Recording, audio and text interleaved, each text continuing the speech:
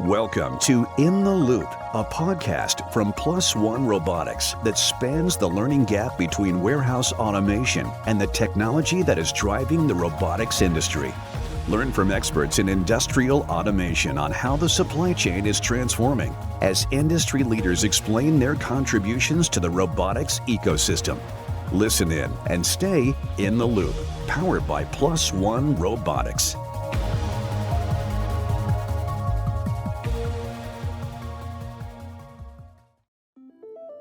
Hello, everybody. This is Brent Barcey with the In the Loop podcast brought to you by Plus One Robotics.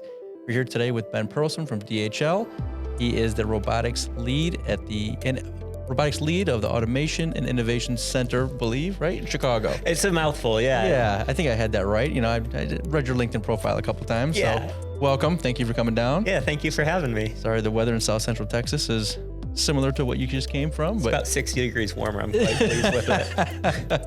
I lived in Chicago for a couple of years. And sorry to hear that. Yeah. It was just as cold as I remember. So thank you for coming down. Yeah. Appreciate it. So tell us a little bit about yourself and what you're doing at DHL today. Yeah, so as you said, I'm the Robotics and Automation lead at the DHL Innovation Center. We have 4 of them globally. So first one opened in 2007 in Germany. Really quickly gained a lot of traction and interest. Customers from all over wanted to know what was relevant, what kind of technologies could they start applying. We then opened one in Singapore. 2019, we opened our 3rd innovation center in Chicago. That's where I'm based out of. And then a few months ago, in line with the Dubai World Expo, we opened our 4th innovation center in Dubai, which is really cool. It's a different kind of building. It's a mobile innovation center. So if you've ever seen Formula One, it's built kind of like those paddocks that they bring up for the races. It's really crazy, but awesome. So have you been since COVID or no? Or pre-COVID? I haven't been to that facility, but each facility is really cool because it's unique, and each one kind of caters specifically to the region that they're in. Right. So we have common themes and trends that are important, but nothing is uniform across the world, and we try to make sure our customers see that as well. No, I've been to the one, your innovation center in Chicago, and it's impressive what you guys have put together. The industry just needs more of it, honestly. I know you guys do it for your customer base, but for a destination that you put together like that, the fact that it's in the backyard of the O'Hare Airport makes it so easy to get to, honestly. Yeah. Talk to me about the technologies you have in the building today, the type of customer base that you're bringing through. I know you guys are bringing through, I think, the 5,000 people a year. That's our goal. It's we've been able to reach even more customers through COVID because we've kind of switched to a little more of a digital environment. We've adapted as well. Okay.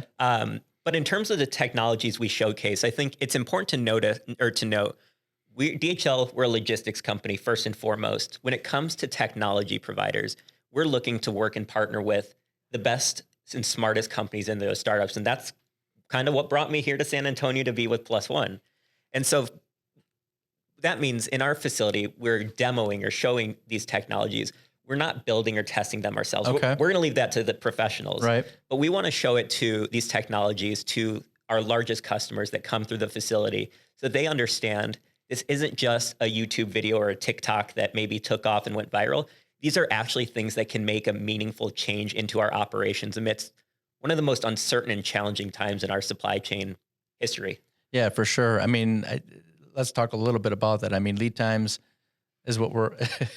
It's no longer a buzz term or things that salespeople use as a leverage to try to get POs off the street. Lead times are real, and they're painful from an articulated arm standpoint, from an IPC standpoint. Everything. Yeah. So, I mean, assuming your customer base is seeing the same thing, and everyone's you're DHL, so you can solve it because you own the supply chain, We're right? trying. And so, like, the thing is, at DHL, we have customers across every sector imaginable. So when one sector is hurting, there's other ones that may be doing quite well. But the thing is, we're all facing the same challenges when it comes to capacity and ports being full, things like that. Right. So there's so much we can do.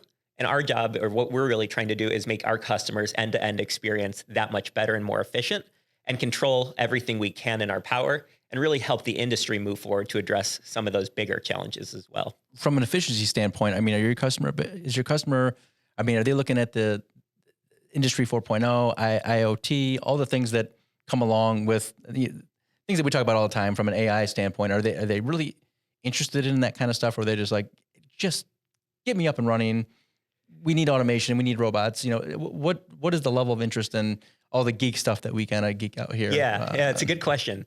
We kind of take the crawl, walk, run approach because all of our operations are live operations that we're trying to implement technologies into. So we can't afford to bring anything downline to implement or offline to implement these new solutions. At the Innovation Center, we look at technologies, social and business trends and technology trends all across the board. I'm part of a global team that actually looks at what these trends are to evaluate the impact that they might have on our customer base. We produce something every 2 years called the DHL Logistics Trend Radar, where we kind of highlight where those trends are and what's going to be impactful and meaningful, and really potentially be a game changer. And so I'm biased. I get in trouble at the office for hyping robotics and automation too much, but come on, it's pretty awesome. And then we also have teams dedicated to topics like bionic enhancement. Talk a little bit about bionic enhancement for the people that are listening. Yeah, so we're not talking about an Iron Man suit or an exoskeleton of that size because our employees are in really dynamic environments where they have to be able to bend over, reach, and wear these suits for a long period of time. Iron Man can fly across the world in a couple seconds and take it off or something. Right. Our business case is not as compelling for one of those suits. Okay, that's it. That's very interesting. So when people see technologies like that, and you talked about the roadmap that you guys come out with every 2 years, what excites you? What do you think is exciting when your customer base comes in? What do they look at and go, you know what, that makes sense? We never thought we'd need something like that from an AI standpoint or from an Industry 4.0 standpoint. But is there something today that is helping DHL kind of get on the soapbox and say, guys, this is what we can bring to you that others just aren't looking at right now? Yeah. So I think a lot of our customers have been aware of some of those big topics like artificial intelligence, robotics, IoT for connected logistics and better visibility. But I don't think before COVID, well, it's really tragic and shook up the world, quite frankly. What also happened is it highlighted the need to innovate and to automate as much as we can. And part of our job at the Innovation Center is to educate and promote the state of technology and the state of the world and how we can help. And so really what that means is our customers are now seeing firsthand that these robotics and automation solutions are critical to their operations because we can't keep up with capacity without bringing more digital tools in like those. Can't keep up with capacity. And I talk a lot about this, and anyone who listens to the podcast hears me talk about, the labor shortage is not going away. Yeah. And I know you guys being in the warehouse industry and logistics industry understand that. I mean, the turnover in a warehouse is unbelievable. And I've yet to see a robot take a person's job. I'm so glad you said that because as the robotics and automation lead, that's usually the first thing I get asked is you're taking people's jobs. Right. And I cannot articulate enough. That's not the case.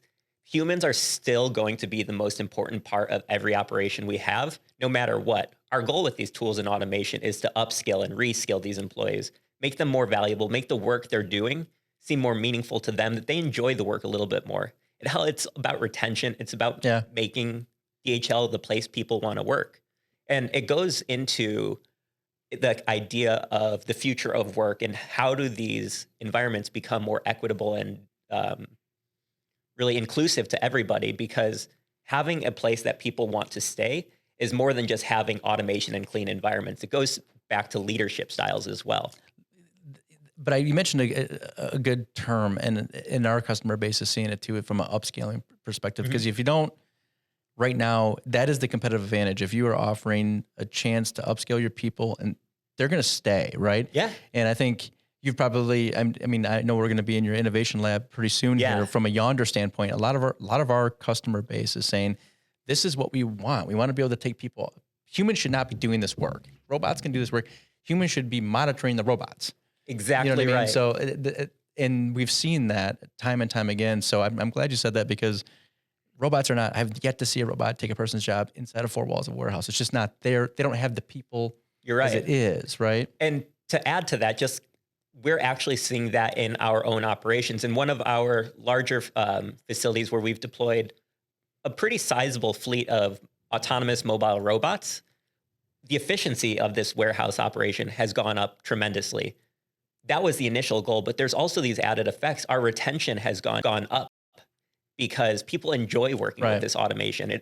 Once you actually get to see the automation and this really cool technology in your workplace, it makes you excited to come back to work. And that's a tool for us. Yeah, it is pretty neat to see the look. I've been in warehouses where they deployed AMRs for the first time, and the look on the associate's faces is, who's driving that? Yeah, right. And then, it's such an engaging technology that it's exciting. I don't know. I've seen a lot of people, they get really excited about AMRs, especially, and then they start naming robots. They give them names and all that kind of stuff. So that's a huge thing. We try to let the employees or the operators in that site actually name the robot. Okay. Me personally, I'm a big fan of googly eyes. Okay. If you humanize the robot, some people think it's kind of crazy, but make the robot seem more a part of the team rather than just another tool. And then people will start welcoming automation a little bit more. The googly eyes may be a little bit far-fetched for some operations, but I thought it was funny to see a robot moving fast with. Well, we were in a warehouse last week, and one of the ladies she was superintendent of the warehouse was saying, and Ralph, had trouble last week, so we had to have somebody come in, and I said, who's Ralph? And she pointed at one of the arms. I'm like, yeah, so it's just another member of the team. Yeah, you named the arm Ralph. So it's I don't know. I'm a big proponent of it. But I do get on my soapbox that this is not taking jobs. It's holding on to employees, and the turnover, I know in a lot of these warehouses, is upwards of well over 100%. And we have reasons to automate to make these facilities more efficient, but also just to create a great place to work, because if an employee is not happy in one warehouse, there's going to be plenty of other warehouses within a stone throw that they'll be able to go to that would be more than happy to hire them on. So it's really in our best interest to be the employer of choice for our employees so that they find value in it, they enjoy coming to work. And that's why we want to partner with companies that also have that same value to empower humans to do the work. And so what turned you on about Plus One? What made DHL decide, this technology to make sense to put in a building where we're going to have 100 to 200 customers a week come through? Like what did you see that Plus One was bringing to the table that you thought you could take advantage of to help your customer base? So I'm really excited that we're getting Plus One sell at the Innovation Center in Chicago. And the reason I'm excited about that is at the Innovation Center, we're really trying to promote and showcase the latest and greatest technologies, some of the most advanced technologies, because to some people, this might be their first time interacting with robotics and automation. And we want to make sure it's a hands-on collaborative experience while still demoing the advanced capabilities of some of these systems like Yonder or some of the other incredible AI-enhanced solutions that Plus One's developing. Yeah, so for those of you listening, Yonder is our technology where we have a crew chief. We have somebody sitting behind a computer screen that's monitoring a bank of 40 to 50 robots throughout the country, or throughout the globe, actually. And so if the robot gets in trouble and doesn't understand quite what he or she sees, because we're naming the robots, it phones a friend. It phones a crew chief, and that crew chief can see exactly what the robot sees and tell the robot to go back to work. Or if a piece of dunnage, something went wrong, the end of arm tool's having problems, they can pick up the phone and call somebody on the floor immediately. So Yonder is definitely a technology that we're excited to showcase for you guys and get in there, because, again, upscaling is a big part of. Yeah. I know I read your 10K reports and everything. You guys are always talking about innovation and automation, right? So it's a big deal for DHL. Huge. But on that same vein, we all love the new technologies, and that's great. Getting out of pilot purgatory, right? We're going through it. It's been a couple of years of pilot purgatory for a lot of end users.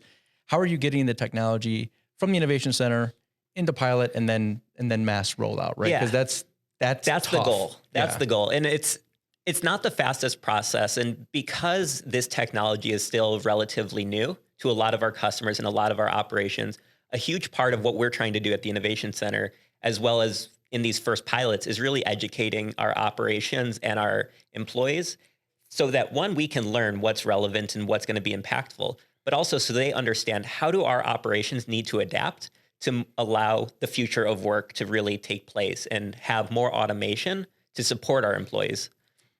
Yeah, it's the operations has to buy into it. I mean, that's just all there is to it. I mean, all the geeks can all put their heads together and come up with this great idea, but if it doesn't make sense in the real world and from a process standpoint, or our COO, Crystal Parrott's always saying, the flow. If you don't understand the flow of the building and you're trying to crowbar technology in, it's never going to work, right? That's exactly right. And I mean, we're looking at DHL's got facilities all over the world of all different sizes, and we're bursting at the seams, quite frankly, with the growth and capacity in a handful of these facilities. We don't necessarily always have the luxury of designing these solutions from the ground up. Right. So we're looking for these partnerships that have really a collaborative and open end or an open mind to how can we fit these solutions in, because we can't take the sorters offline even for a day because no, it's chaos. It'd be a catastrophe. Yes. So we're looking for partners that can really help us create solutions that will help in a brownfield solution where we already have these existing infrastructure to kind of help supplement the infrastructure. And then also we're growing at rates that are incredible and not seen before. Talk about that. Talk about your green fields and what's going on for you guys and yeah, as much as you can anyways, sure. With regard to growth. So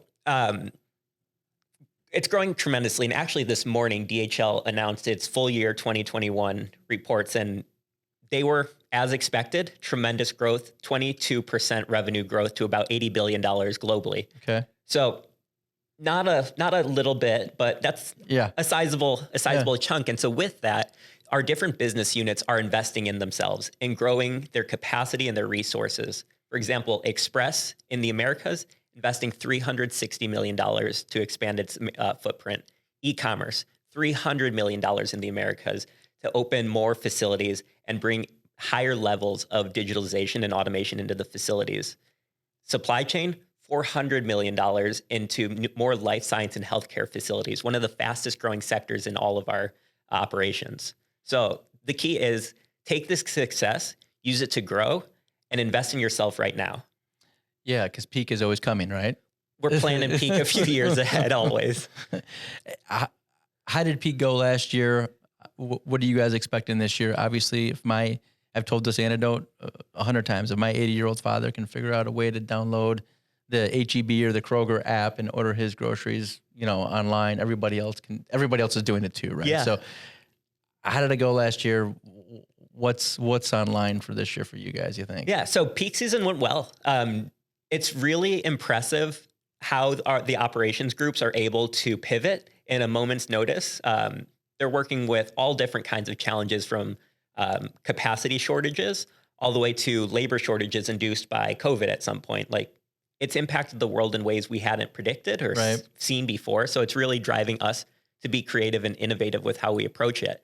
And what we did with this peak season has really been a learning point and going to be the jumping off point for the next peak season. The rate of growth is probably not sustainable, but it's going to be, it's really going to reach a new level of capacity that's going to push our operations to really innovate and invest in some advanced technologies. Yeah, I mean, like we've said before, it's innovate or die, right? At this point, because from what I heard last year, you guys had all white collar employees on the line, all hands on deck. Yeah. So no one's too good to no, out.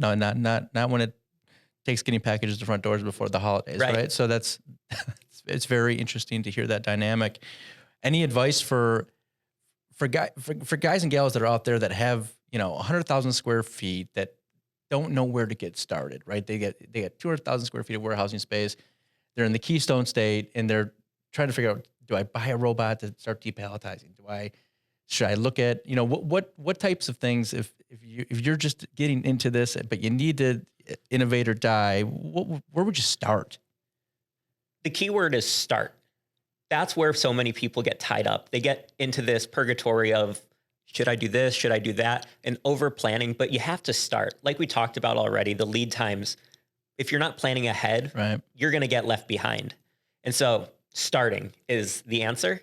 I would say reach out to our DHL supply chain group. They'd be happy to help you set up that warehouse in a really efficient and cost-effective way. But quite honestly, there's so many groups out there that understand now the ability and the capabilities of these technologies. Go online, see what's out there. I mean, a lot of these companies, they have these solutions, but they also market their solutions in incredible ways. Like, there's some really great videos on YouTube of Plus One solutions online that I've shared with customers to just portray. This is what we can use. Like this is available today. No, I think that's a good point. A lot of people are trying to, we call them automation audits, where we go in, right? And we take a look at and see, let me see your process. Let me see your flow. And a lot of folks, their boss saw something on CNN or MSNBC or, 60 Minutes, and they go, they want to do the science experiment. It's like, why not just do a palletizer, right? Let's start with somewhere, that, right? Yeah. So that's a lot of times is managing expectations, because everybody wants to. It's a huge part of it. There's no such thing as a lights out warehouse at this point. We're years away from that, yeah. But that's still the goal. What we can do is start to inch and like connect little pieces, but we're still years away from a full lights out warehouse that I think people imagine when they think of the future of robotics. Yeah, I don't know that it's going to happen in my career lifetime with regard to a true lights out solution. I think we're going to get very close in different aspects of it. The fact that micro fulfillment I think there's $10 billion being spent in the next 3 years in the micro fulfillment space, and